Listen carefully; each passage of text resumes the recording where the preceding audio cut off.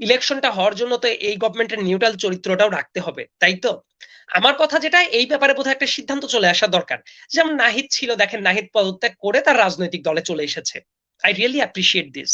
এখন ব্যাপারটা হলো, যদি এমন মনে হয় যে ওই দুইজন ইলেকশন করবেন না, তাহলে উপদেষ্টা পরিষদে থাক, তাতে আমার কোনো সমস্যা নাই। কিন্তু তারা যদি এমন হয় উপদেষ্টা পরিষদেও থাকে এখনো, এবং সামনে ইলেকশনও করে, সেই ক্ষেত্রে কিন্তু মানুষ বিভিন্ন প্রশ্ন তোলার জায়গাটা পাবে। আমি পার্টিকুলার একটা পয়েন্ট ধরিয়ে দেই, তাহলে বোঝা যাবে যে এটার পেছনে কিছুটা রিজনিং আছে।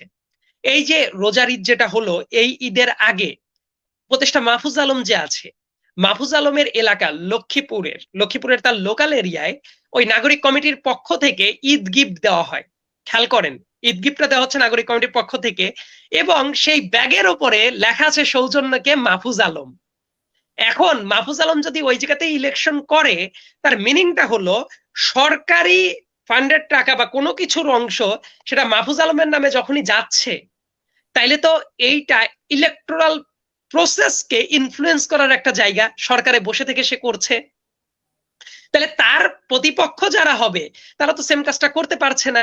অতএব এই জায়গাতে কিন্তু একটা বড় ধরনের সম্ভাবনা থেকে যায় যে রাজনৈতিক পাওয়ারটা ব্যবহার করে ইলেকশনের জন্য ম্যানিপুলেশন করার। সো এই বিতর্ক যাতে না ওঠে, সেই জন্য যেটা হওয়া উচিত, ঠিক আছে আমি ইলেকশন করবো, নাহিদের মতো বের হয়ে আসুক। আর যদি মনে করে যে না তারা ইলেকশন করবে না, তারা গভর্নমেন্টেই থাক, সেক্ষেত্রে আমার কোনো সমস্যা নেই।